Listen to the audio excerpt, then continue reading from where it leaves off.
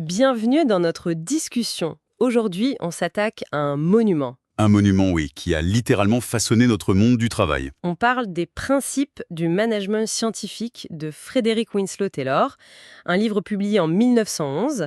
C'est un texte qui a voulu faire de la gestion une science exacte. Tout à fait. Et plus d'un siècle après, c'est incroyable de voir à quel point ces idées sont, partout, mais elles sont aussi très très débattues. C'est ça qui est intéressant. On va essayer de comprendre ensemble ce que Taylor cherchait à résoudre. Il faut vraiment se remettre dans le contexte de l'époque. Oui, on est en pleine révolution industrielle, les usines sont gigantesques, mais la production est, disons, chaotique. La gestion, c'est de l'improvisation totale, une affaire d'intuition. Et là, Taylor arrive. C'est un ingénieur. Il regarde ce désordre et il se dit Il y voit un gaspillage monumental d'efforts humains. c'est un peu le premier consultant en organisation, en fait. Il débarque avec son chronomètre, son calepin, et l'idée, à l'époque complètement folle, qu'on peut appliquer la science à des tâches aussi banales que porter des caisses. Exactement. Alors, par où il commence? Quel est le mal qu'il veut guérir? Justement, Ce mal, il lui donne un nom, le soldiering. le soldiering. Oui, c'est le point de départ de toute sa réflexion. On pourrait traduire ça par flânerie systématique ou freinage délibéré. Il constate que, presque partout, les ouvriers ne travaillent pas du tout à leur pleine capacité. D'accord, mais attention, ce n'est pas juste de la paresse, si je comprends bien. Non, c'est bien plus complexe. C'est un phénomène social, avec des causes très profondes. Mais alors pourquoi des ouvriers ralentiraient volontairement la production? Ça semble contre-intuitif, non? C'est toute la question. Et Taylor, il identifie 3 grandes raisons. La première, c'est une croyance économique. Laquelle? L'idée, très répandue chez les ouvriers, que si on produit plus, il y aura moins de travail pour tout le monde. La peur du chômage, quoi. Comme s'il y avait une quantité de travail fixe à se partager. Ah oui, la fameuse théorie du partage du travail. Une peur qui est toujours très présente aujourd'hui quand on parle d'automatisation. Exactement. Et Taylor, pour la contredire, il prend un exemple très simple. L'industrie de la chaussure. D'accord? Il dit, regardez, l'arrivée des machines a permis de faire des chaussures beaucoup plus vite et moins chères. Résultat, Le prix a baissé, donc plus de gens ont pu en acheter. voilà, la demande a explosé et, au final, le secteur a embauché bien plus de monde qu'avant. Pour lui, c'est clair. La productivité ne détruit pas le travail, elle en crée. D'accord, ça c'est la première cause, la peur. Et la deuxième? La deuxième est beaucoup plus, disons, stratégique. C'est le freinage délibéré pour protéger son salaire. Ah! Les ouvriers savent très bien à quelle vitesse ils pourraient aller, mais ils le cachent. Ils ont la hantise que s'ils montrent leur vrai potentiel, la direction va revoir les tarifs à la baisse. C'est le piège classique.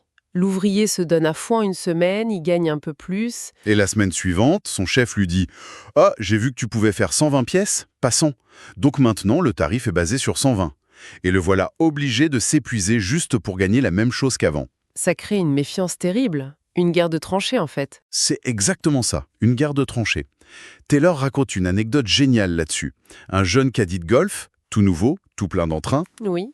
il se fait reprendre par un caddie plus vieux, d'à peine 12 ans, qui lui explique qu'il doit marcher plus lentement, prendre son temps.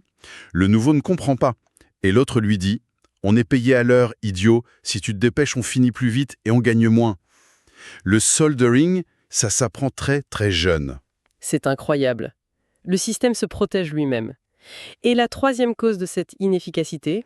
C'est l'absence totale de méthode, ce qu'il appelle les méthodes empiriques, les rule of thumb. On a toujours fait comme ça. Voilà, les techniques se transmettent de bouche à oreille sans aucune analyse. Un vieil ouvrier montre aux jeunes comment on fait ici. Et souvent, ces méthodes sont pleines de gestes inutiles, elles gaspillent une énergie folle. Donc, si on résume, on a un cocktail explosif, des ouvriers qui freinent par peur, qui se protègent, et qui en plus utilisent des techniques inefficaces. Un désastre, de son point de vue. Et face à ça, il ne propose pas juste quelques ajustements, il veut tout changer. Il veut dynamiter le moteur, oui.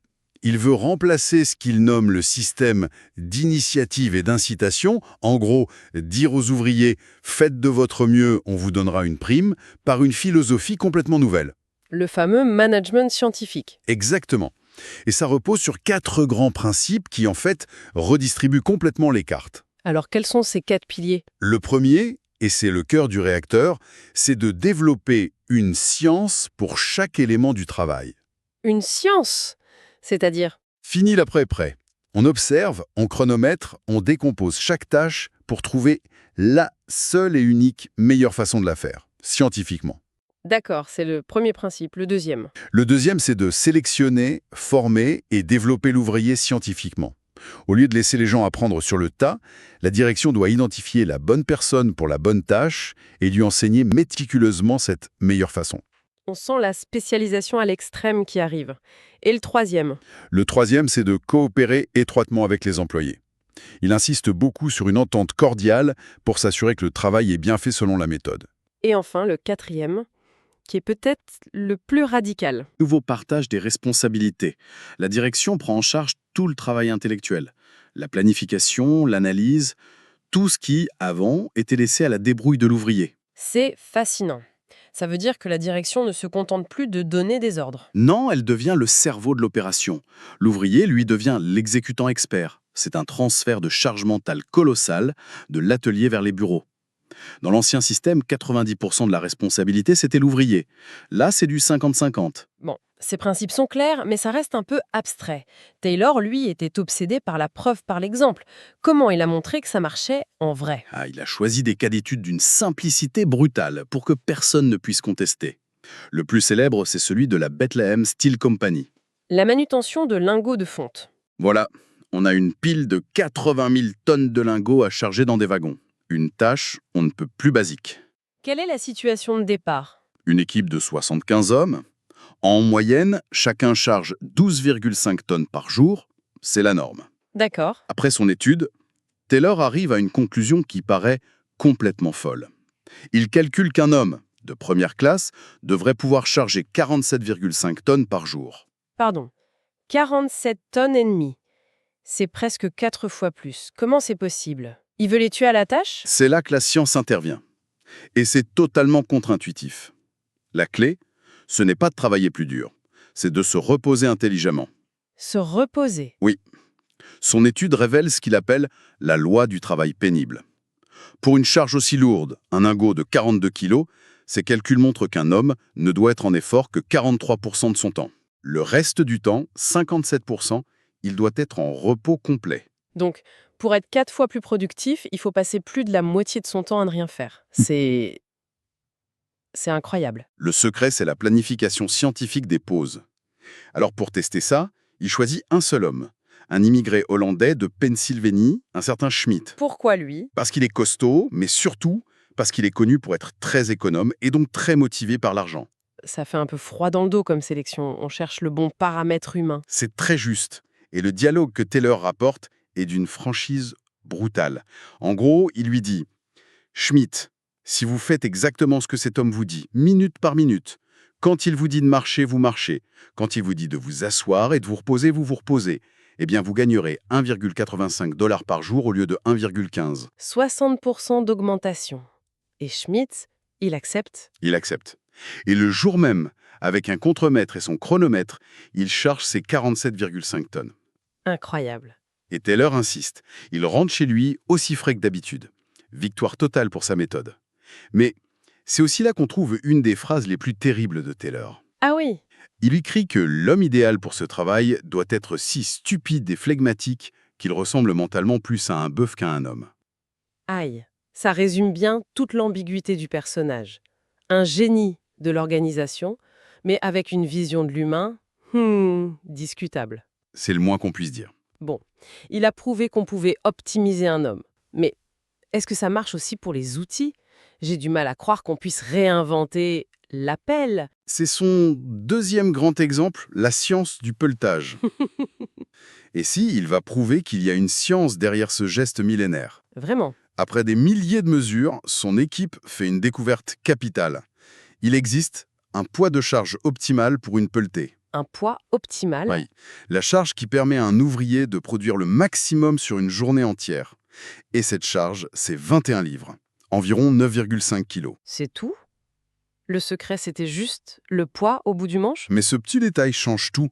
Si vous pelletez du minerai de fer qui est très lourd, il vous faut une toute petite pelle pour atteindre les 9,5 kilos. Logique. Et si vous pelletez du charbon très léger, il vous en faut une très grande. Avant Taylor, tout le monde avait la même pelle. Après, l'usine a dû créer un magasin avec 8 ou 10 types de pelles. Chaque matin, l'ouvrier recevait une fiche, voilà ton travail, voilà l'appel que tu dois utiliser. On retire encore une fois toute l'initiative à l'ouvrier pour la confier au système. Et les résultats chiffrés? Spectaculaire. Le nombre de manœuvres passe de 500 à 140. Quand même. Le coût de manutention à la tonne est divisé par 2. Et les 140 ouvriers qui restent voient leur salaire augmenter de 30 à 100%. C'est difficile de contester ces chiffres, hein. Il y a un dernier exemple, je crois, celui d'un de ses disciples, Frank Gilbreth. Oui, Gilles Breuf, un taylorien pur jus. Et il s'est attaqué à un métier encore plus ancestral, la maçonnerie. Un art quasi sacré. S'il pouvait optimiser un maçon... Il pouvait tout optimiser. Exactement. Et alors, qu'a-t-il découvert? Je vois mal comment on peut changer la façon de poser une brique. Il a filmé des maçons, analysé leurs gestes au ralenti. Et il a découvert que pour poser une seule brique, un maçon faisait en moyenne 18 mouvements. 18? Après son étude, il a réduit ce nombre à 5. De 18 à 5? Mais comment? Par des innovations de bon sens, mais auxquelles personne n'avait pensé. D'abord, il a inventé un échafaudage ajustable qui monte avec le mur. Fini de se pencher des centaines de fois, le maçon a toujours ses briques et son mortier à hauteur de hanche. C'est simple, mais c'est génial. Et puis, il a remarqué que le maçon perdait du temps à tourner chaque brique dans sa main pour trouver sa plus belle face. Du coup, il a demandé à des manœuvres de trier les briques en amont et de les empiler sur une palette spéciale, toutes dans le bon sens. Le maçon n'a plus qu'à tendre la main et à la poser. Triplée, elle est passée de 120 à 350 briques à l'heure. Ce qui prouve bien le cœur de sa pensée.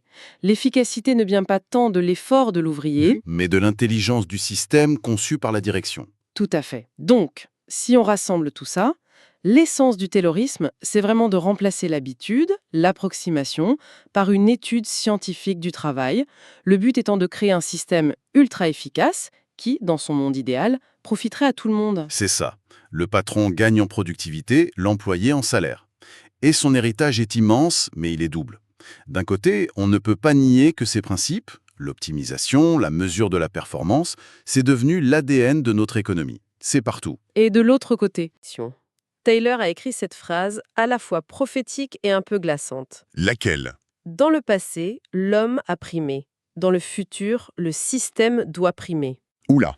Oui. Aujourd'hui, à une époque où des algorithmes optimisent les tournées des livreurs, où une IA peut dicter des actions à des traders, n'est-on pas en train de vivre l'aboutissement de ce monde imaginé par Taylor? C'est une excellente question. Et si le système prime, quelle place reste-t-il pour l'initiative, pour la créativité, pour l'autonomie de l'individu au travail? La question est plus que jamais d'actualité.